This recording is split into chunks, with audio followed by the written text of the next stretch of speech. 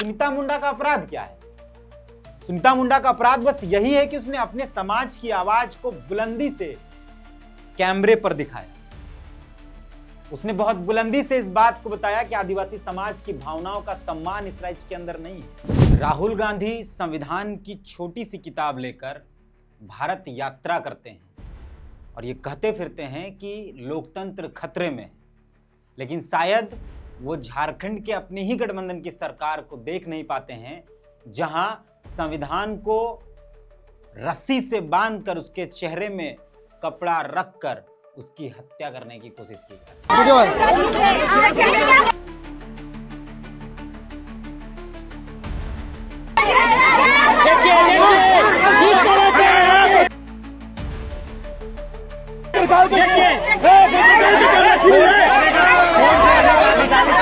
हेमंत सोरेन आदिवासी गौरव की बात करते हैं और उनके ही सबवा सरकार में आदिवासी पत्रकार का माइक और मोबाइल छीनकर फेंक दिया जाता है। ये कैसा गौरव?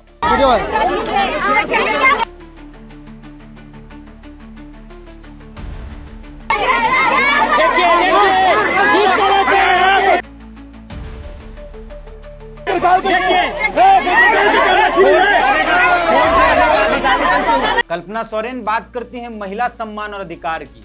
ये कैसा महिला सम्मान और महिला अधिकार, जहां एक महिला पत्रकार के साथ बदसलूकी की जाती है, उसका फोन फेंक दिया जाता है।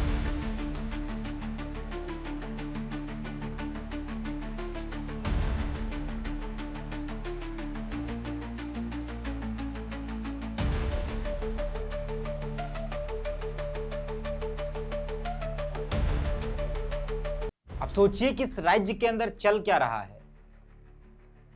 फोर्स भर के एक काम कराया जा रहा है। आपको जानकारी है इस सिरमटोली वाला उसका, और ये सिर्फ हमारे साथ नहीं हुआ, ये और कई पत्रकारों के साथ हुआ। कईयों ने डर से डिलीट कर दिया वीडियो, कई ने उस वीडियो को रखा, बाकायदा वो संघर्ष करते रहे खबर करने। पूरा गठबंधन यानी कांग्रेस, जेएमएम और राजद दुहाई देता है कि इस देश के अंदर संविधान खतरे में है, लोकतंत्र खतरे में है, लेकिन इस राज्य के अंदर लोकतंत्र को कुचला जा रहा है। इस पर इनके मुंह से कुछ नहीं, ये इस पर बात भी नहीं करनी चाहिए। अगर देश के अंदर लोकतंत्र खतरे में है तो झारखंड के अंदर लोकतंत्र की हत्या करने की पूरी साजिश रच दी गई। आपको सिरमटोली वाला मामला याद है। सिरमटोली में फ्लाईओवर का रैंप उतरना है, उसका विरोध चल रहा है। आदिवासी समाज का एक बड़ा वर्ग विरोध कर रहा है, लेकिन इस लाल फीताशाही को आदिवासी समाज की भावनाएं शायद नहीं समझ में आती। इस राज्य के अंदर मुख्यमंत्री रोजगार लाने के लिए या निवेश लाने के लिए दूसरे देश गए हैं और यहां उस मुख्यमंत्री के लाल फीताशाही अधिकारी लाठियां चला रहे हैं, गोली और बंदूक के दम पर काम करा रहे हैं। यूपीएससी में या जेपीएससी में पुलिस को एक बात जरूर सिखानी चाहिए कि सामाजिक सौहार्द को कैसे ठीक रखना है। मैं बहुत जिम्मेदारी और दावे के साथ इस बात को कह रहा हूं, इसके लिए मेरे ऊपर एफआईआर हो तो हो। कहीं भी अगर पुलिसिया मुठभेड़ होता है पुलिस और पब्लिक के बीच में, तो उसका 80% जिम्मेदार प्रशासनिक व्यवस्था होता है, क्योंकि कल हम वहां मौजूद थे। हम अपने इसी कार्यालय में थे, मेरा इसी के ऊपर रेसिडेंस है, हम यहीं मौजूद। सुनीता लाइव कर रही थी, मेरी साथी पत्रकार जो है लोकतंत्र की, वो लाइव कर रही थी। किस बात का लाइव कर रही थी? कि फोर्स लगाकर सिरमटोली वाला रैंप का काम चल रहा है और उसका विरोध आदिवासी समाज के लोग कर रहे हैं।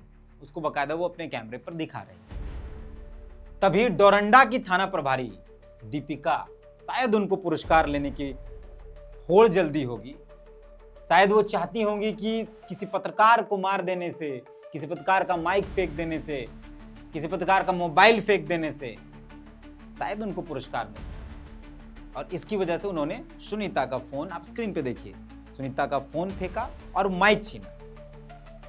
हालांकि वो माइक फेंक नहीं पाई, उनका बस चलता तो माइक फेंक देती, तोड़ देती, सुनीता को भी गोली मार देती उसी जगह। अगर उनका बस चलता तो, अगर संविधान नहीं होता, शायद थोड़ा सा उनको याद। उसके बाद हम वहां पहुंचे, मैंने भी लाइव शुरू किया, मैंने सवाल पूछना शुरू किया, मैंने पूछा वहाँ कोतवाली थाना के इंस्पेक्टर साहब या थाना प्रभारी जो भी हैं, उनसे मैंने पूछा कि आखिर किस अधिकार के तहत या किस कानून के तहत सुनीता मुंडा का यानी पत्रकार साथी का कैमरा मतलब मोबाइल छीना गया और फोन फेंका गया। पर उन्होंने मुझे ही कह दिया कि आप गुंडैती करने आ रहे हैं, पत्रकारिता नहीं कर। तो अगर सवाल पूछना गुंडैती है तो ये गुंडैती हम बार बार करेंगे। अगर ये पूछना गुंडैती है कि इतने फोर्स लगाकर काम करने की आवश्यकता क्यों पड़ रही है, किस बात को छुपाने की कोशिश की जा रही है, अगर ये गुंडैती है तो हम ये गुंडैती बार बार करेंगे। अगर ये गुंडागर्दी है कि एक बड़े वर्ग की आवाज को, एक आदिवासी समाज के बड़े भीड़ की आवाज को बुलंदी से रखना अगर गुंडागर्दी है, तो गुंडागर्दी हम बार बार करना चाहें, क्यों नहीं करें। एक तरफ ये कहा जाएगा कि भाजपा सरकार दलित, पिछड़ा, आदिवासी, अल्पसंख्यकों की आवाज को कुचलना चाहती, और खुद वर्तमान हेमंत सरकार की पुलिसिया व्यवस्था एक आदिवासी पत्रकार को मारने पीटने में कर, एफआईआर तो कर ही दिया, पहले भी एफआईआर कर दिया है। सुनीता मुंडा का अपराध क्या है? सुनीता मुंडा का अपराध बस यही है कि उसने अपने समाज की आवाज को बुलंदी से कैमरे पर दिखाया।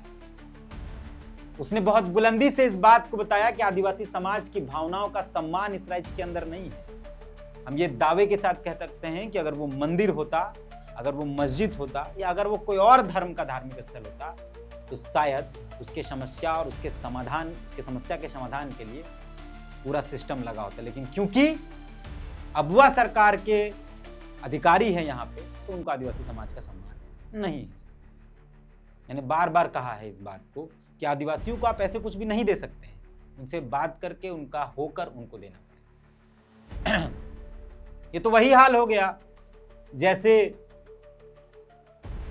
बड़ी बड़ी कंपनियां लगती हैं, फोर्सफुली बंदूक के आधार पर जमीन ले ली जाती है, वही हाल यहाँ भी है। तो फिर अडानी के चहीते रहे या चहीते हैं जो वर्तमान में मोदी सरकार या आप, अंतर क्या रहेगा? अब जो लॉ एंड ऑर्डर हैं उस जिला के आलोक जी, वो कहते हैं कि विधि व्यवस्था, एक पत्रकार साथी को वो हटा रहे थे, आज की बात कहते हैं विधि व्यवस्था के लिए हटा रहे। शायद कानून की किताबों को थोड़ा आलोक जी ने कम पढ़ा है। लॉ एंड ऑर्डर के नाम पर किसी पत्रकार को बोलने से आप रोक नहीं सकते हैं, उसका माइक छीन नहीं सकते हैं। जाके बीएनएस पढ़िएगा, उसमें बहुत सारी धाराएं, एफआईआर है, मतलब उस धाराओं के आधार पर प्राथमिकी दर्ज की जा सकती है। कंप्लेन तो बहुत दूर तक करेंगे, क्योंकि ये इस लोकतंत्र में स्वीकार नहीं है किसी पत्रकार का माइक छीन लिया, मोबाइल फेंक दिया। और आक्रोश है, पर हम दीपिका जो थाना प्रभारी है डोरंडा की, जो कोतवाली के इंस्पेक्टर हैं, या ये आलोक जी की तरह नहीं है, मैंने संविधान पढ़ा है, हम उनकी तरह सिर्फ किताबी ज्ञान लेकर नहीं आए, मैंने संविधान पढ़ा है, और संविधान में किसको कितनी आज़ादी दी गई इसकी जानकारी है, वीडियो पढ़ा हुआ है। अब सोचिए कि जो थाना प्रभारी हैं, इंस्पेक्टर हैं कोतवाली के, वो मुझे कह रहे हैं कि मैंने बदतमीजी की है एक महिला पदाधिकारी। अब सोचिए कि बदतमीजी हम कर रहे हैं, वो हमको बोल रहे हैं। उनसे मैंने पूछा, मैं इस वीडियो के माध्यम से ये पूछना चाहता हूं, मैंने उन समय भी पूछा कि हम बदतमीजी कर रहे हैं और हम ही लाइव को चालू रखे हैं, और वो बदतमीजी स्वीकार कर रही हैं और लाइव आप हमको बंद करवा रहे हैं। मेरा फोन छीना किसने? कोतवाली के थाना प्रभारी। हम बदतमीजी कर रहे थे, इंस्पेक्टर थाना प्रभारी जो हैं, हम बदतमीजी कर रहे थे और मेरा फोन वो छीन कर ले चले गए। अब सोचिए, राहुल गांधी जी, अगर लोकतंत्र आप बचाना चाहते हैं तो अपनी सरकारों पर भी थोड़ा ध्यान दीजिए। हेमंत सोरेन जी, अगर आप ये चाहते हैं कि आदिवासी अस्मिता बच जाए, गौरव बच जाए, तो कम से कम उस गौरव को बचाने की कोशिश आप खुद करिए। सिर्फ एक हेमंत सोरेन के मुख्यमंत्री बन जाने से आदिवासी समाज का विकास नहीं हो जाएगा। एक कल्पना सोरेन के विधायक बन जाने से आदिवासी समाज का विकास नहीं हो जाएगा। एक द्रौपदी मुर्मू के राष्ट्रपति बन जाने से आदिवासी समाज का जो दोहन हुआ है वो ठीक नहीं हो जाएगा। अगर आदिवासी का विकास सिर्फ हेमंत सोरेन के मुख्यमंत्री बन जाने से हो जाएगा, आदिवासी समाज का विकास सिर्फ कल्पना सोरेन के विधायक बनने से हो जाएगा या द्रौपदी मुर्मू के राष्ट्रपति बनने से हो जाएगा, तो ये लोग तो बन गए, तो बन ही गए। अब तो विकास हो जाना चाहिए। जाके देखिए खूंटी, मारागांधा, कर्रा के इलाकों में, तोरका के इलाकों में कितना विकास पहुंचा है। 6 साल से तो राज्य के मुख्यमंत्री आदिवासी ही हैं, जाके तो देख लीजिएगा। मैडम कल्पना सोरेन आप महिला अस्मिता की बात करती हैं, थोड़ा अपनी सरकार के इस पुलिस व्यवस्था को भी ये बताइए कि महिला अस्मिता क्या होता है, शायद उनको इसकी जानकारी नहीं। बाकी इस वीडियो पर अपनी प्रतिक्रिया जरूर दें। लोकतंत्र के इस खूबसूरत सी तस्वीर को अगर बचाना चाहते हैं आप, तो आपको सजग रहना पड़ेगा। पत्रकारिता हमको बाय प्रोफेशन नहीं मिला है। पत्रकारिता तीर्थनाथ या सुनीता मुंडा ने प्रोफेशनली नहीं चुना। अपने समाज के आवाज को, अपने लोगों की आवाज को, अपने राज्य की आवाज को बुलंद करने के लिए चुना। कॉर्पोरेट हाउस की पत्रकारिता हमने नहीं की, हमने जनता के बीच की आवाज को बुलंद किया है, जो भी थाना प्रभारी हैं ऐसा। और अगर आप ये ठान लिए हैं कि इस राज्य के अंदर लोकतंत्र को समाप्त कर ही देना है, तो हम भी ठान लेते हैं कि इस राज्य के अंदर लोकतंत्र को समाप्त कर ही देना। मजा आएगा। आइए मिलते हैं। जोहार।